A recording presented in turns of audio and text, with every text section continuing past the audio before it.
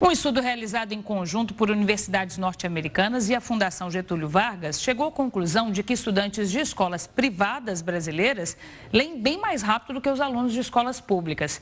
Esses dados sobre fluência de leitura mostraram também que brasileiros são mais lentos do que os norte-americanos na capacidade de leitura. A pesquisa considerou quase 8 mil áudios de leitura de alunos do 2º ao 5º ano do ensino fundamental, para estabelecer a velocidade e também a precisão da leitura. Para entender esse assunto, a gente conversa agora com Américo Amorim, que é fundador da empresa de inovação em educação Scribo e pesquisador associado à Universidade de Nova York. Américo, muito boa tarde para você, seja bem-vindo.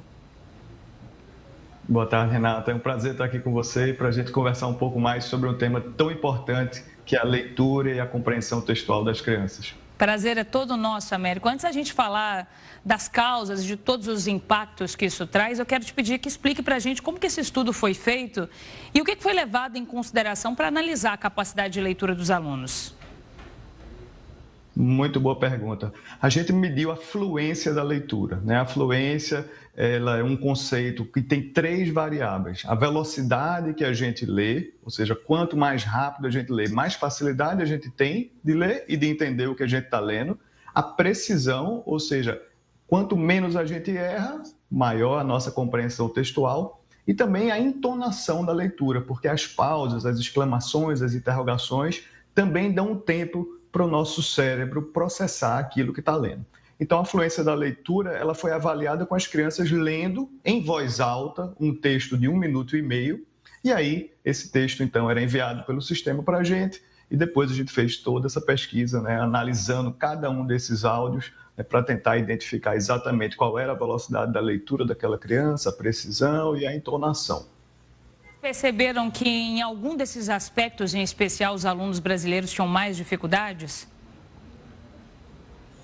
A gente queria basicamente entender 2 coisas, né? Primeiro, existiam diferenças, né, entre as séries, ou seja, a cada série a criança vai acelerando mais a sua leitura. Existiam diferenças também entre tipos de escola.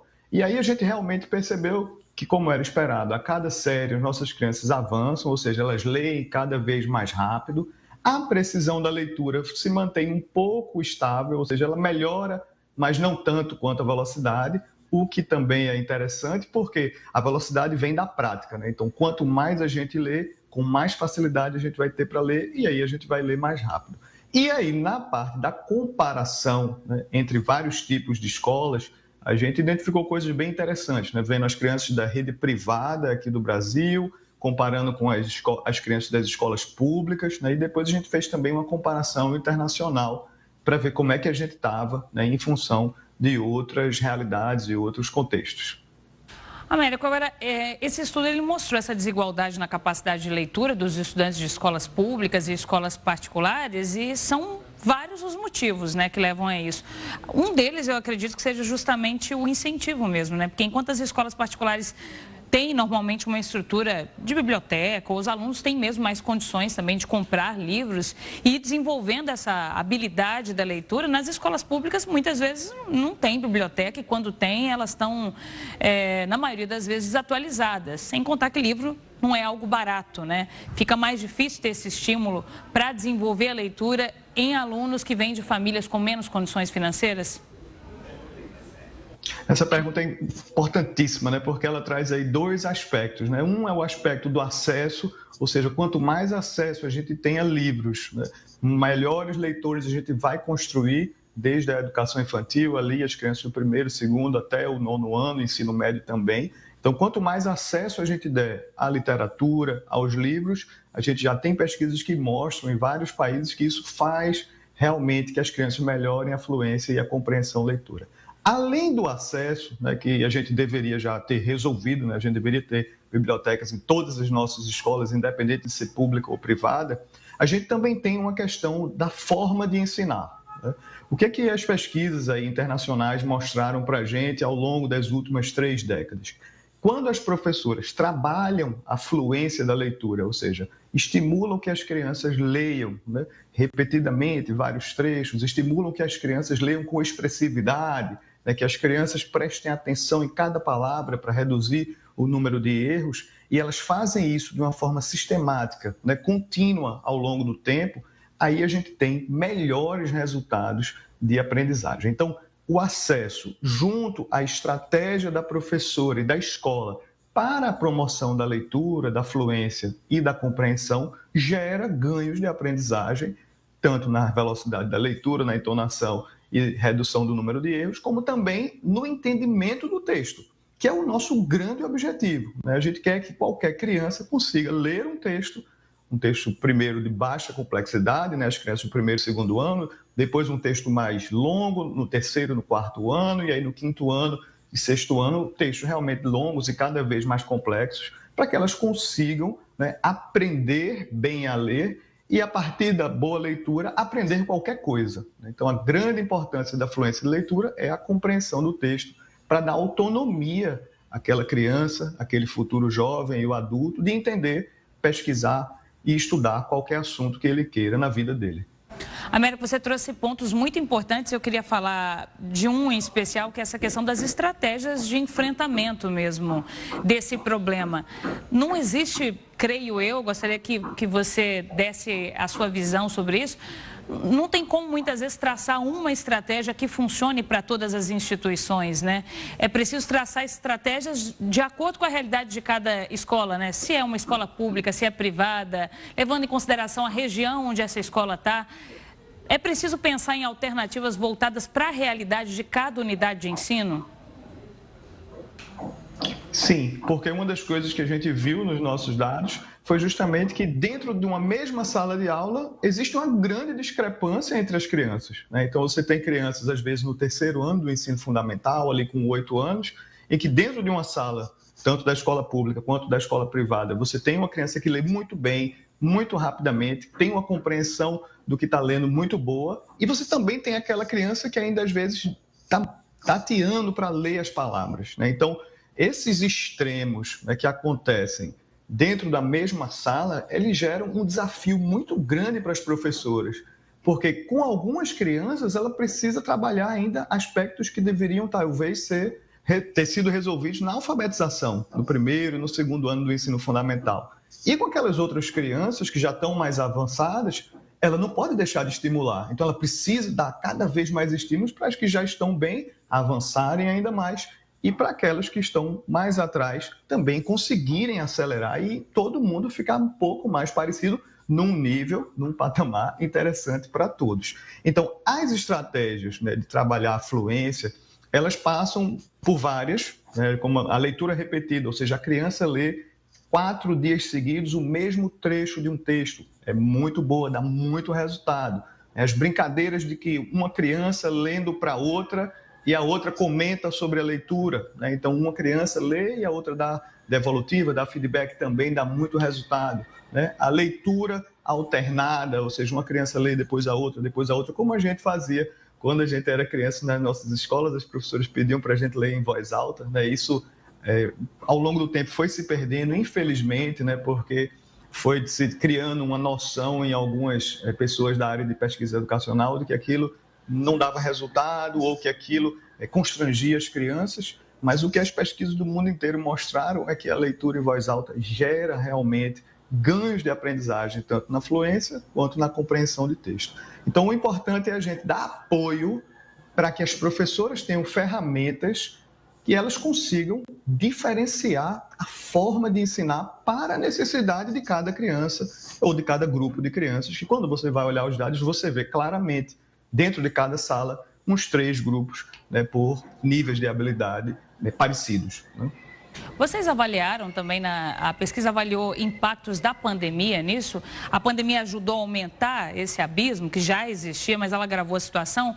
Porque eu me lembro bem que a gente fez, inclusive, uma reportagem especial sobre isso na época da pandemia, em que enquanto as escolas particulares, elas conseguiram reagir um pouco mais rápido, se adaptar ali a um ensino remoto, além do fato dos alunos terem instrumentos para conseguir acompanhar as aulas de forma remota, para os alunos das escolas públicas, sobretudo nas regiões mais vulneráveis. Na época a gente fez uma gravação, por exemplo, na comunidade da Rocinha, no Rio de Janeiro, e muitos alunos não tinham acesso à internet, tinha um celular celular na família, tinha alunos que tinham que deslocar até a casa de um colega para acompanhar no celular uma das aulas. Então, assim, é uma realidade completamente distoante durante um tempo considerável de pandemia. Isso acabou aumentando a diferença entre os alunos de escolas públicas e escolas privadas também, Américo?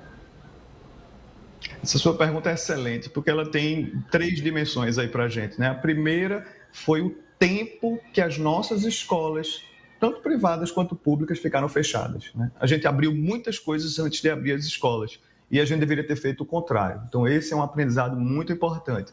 Se acontecer uma outra pandemia, deveríamos priorizar as escolas e priorizar as escolas das crianças pequenas primeiro. Então, a educação infantil primeiro, porque é muito difícil você trabalhar na educação infantil de uma forma eficaz à distância, né? Depois o ensino fundamental anos iniciais e o ensino fundamental anos finais, né? Então, quanto antes a gente tivesse aberto as escolas, a gente teria menos problemas. A gente não abriu as escolas rapidamente e aí a gente chegou no outro problema, né? Que era o acesso aos recursos digitais. Então, a gente tinha famílias que tinham, às vezes, um celular para 5 crianças e a própria mãe e o pai, né? Então, você teve um problema aí que muitas crianças não tiveram acesso e o terceiro problema, aquelas crianças que tiveram acesso, muitas vezes elas foram estimuladas à distância de uma forma ineficaz, ou seja, utilizando ideias que realmente as pesquisas da área de educação online, e a educação online existe há quase 100 anos, né? Fora do Brasil, aqui no Brasil é mais recente, mas existem pesquisas sobre educação à distância, né? Tanto na educação básica, nas crianças, quanto no ensino superior há muito tempo. Muitas escolas tentaram fazer alguma coisa do jeito que conseguiram e aí ensinaram, né, de uma forma que não funciona online. Então, esses 3 fatores, né? A demora das escolas em abrir, a falta de recursos físicos, né, tecnológicos, para a maioria das crianças ter uma experiência à distância adequada e as deficiências pedagógicas na forma de ensinar durante a pandemia criaram um problema seríssimo para a gente, né? Então, na primeira medição de alfabetização que foi feita, aí no finalzinho do segundo ano de pandemia, a gente já identificou que 90% das crianças que deveriam estar alfabetizadas ali no segundo ano não estavam, né? Agora foi feita uma medição mais recente, né? A gente já tem aí quase 5 anos de pandemia, depois do primeiro momento da pandemia, a gente identifica, né, que aparentemente os nossos resultados do Brasil como um todo, e aí olhando muito especificamente a rede pública, que é para onde a gente tem informações, a gente está mais ou menos no que estava antes. Mas o que estava antes da pandemia era muito ruim. Nós somos um dos piores países em leitura do mundo, né? Quando a gente vê as avaliações internacionais, o Brasil está lá embaixo, penúltimo, antepenúltimo, muito ruim o nosso resultado. Então, existe um trabalho muito grande que a gente tem que fazer como sociedade, né? Primeiro, de priorizar o processo que leva a criança a aprender a ler. E não começa no primeiro ano do ensino fundamental, começa na educação infantil. A educação infantil, quando as crianças têm ali 3, 4 e 5 anos, é o momento essencial para que elas construam as aprendizagens precursoras, ou seja, habilidades que vêm antes da leitura, a habilidade de perceber os sons da fala, a habilidade de reconhecimento, né, de letras e números. Isso tudo pode ser feito de uma forma divertida, lúdica e gera o quê? Conhecimentos prévios, para que quando a criança chegue no primeiro ano do ensino fundamental, ela já tenha essas ferramentas para aí sim aprender a ler de uma forma sistemática. E existem estratégias que dão mais resultado do que outras também no primeiro ano para trabalhar realmente a leitura. Então, primeiro, priorizar as habilidades prévias na educação infantil. A educação infantil não pode ser só para brincar, a educação infantil é para aprender com brincadeiras. No ensino fundamental, ali no primeiro ano, trabalhar bem a questão da percepção dos sons, as relações entre os sons e as letras, entre os sons e as sílabas. E aí, depois do segundo ano, quando a criança já lê palavras, né, no segundo ano para frente, e explorar ao máximo a fluência de leitura, ou seja, as estratégias para que a criança consiga ler cada vez com mais facilidade e cada vez melhor. E por que é importante trabalhar a fluência de leitura, né? A gente consegue gostar de coisas, geralmente na nossa vida, que a gente faz minimamente bem. Quando a gente tem uma atividade na nossa vida de adultos, né, que é muito difícil para a gente, então, por exemplo, fazer exercício. No começo é muito difícil, né? A gente não tem a prática, a gente não tem os movimentos direito, é muito chato aquilo no começo. Quando a gente começa a dominar aquela habilidade, né, vai fazendo muitas vezes, continua melhorando, aquilo vai ficando cada vez mais fácil, mais automático no nosso cérebro e a gente começa a gostar. Então, quem faz exercício, os atletas que estão na Olimpíada, eles fazem exercício todos os dias e sentem falta do exercício quando não fazem. A mesma coisa quando a gente gosta de ler. A gente só pode gostar de ler se a gente praticar muito a leitura, porque aí o ato de ler, cognitivamente, ou seja, neuralmente, dentro do cérebro da gente, ele consome cada vez menos espaço do nosso cérebro, menos recursos, ele vai ficando mais simples e aí a gente pode aproveitar a leitura. Então, o amor pela leitura não vem de algo, digamos assim, subjetivo, ou porque a gente vê o outro lendo apenas. O amor pela leitura ele só surge quando a gente tem facilidade de ler, e aí a nossa família ou os nossos professores indicam livros que têm a ver com as coisas, os temas que a gente gosta. Aí a gente tem um leitor realmente que está sendo formado, né, para gostar de ler a vida inteira, e ler é maravilhoso e gera muitos benefícios, né, tanto na nossa saúde mental quanto no nosso conhecimento, no nosso desenvolvimento cognitivo cerebral. Exatamente, Américo, perfeito o que você disse, porque quando a gente fala dos impactos da capacidade de leitura, de interpretação de texto, a gente está falando, é claro, que pode ajudar na aprendizagem, na formação profissional daquela criança lá na frente, mas a gente está falando também de uma capacidade de socialização, né? De conhecer, de se conhecer como cidadão, conhecer os seus direitos, impacta em tudo, na verdade, né? Américo, muito obrigada, viu? Foi muito bom ouvir você falar, trazendo esse panorama da educação no país, dos desafios que a gente ainda tem que enfrentar. Muito obrigada pela participação. Eu que agradeço e vamos em frente junto com todas as professoras para que todas as crianças do Brasil consigam ser leitores proficientes muito em breve.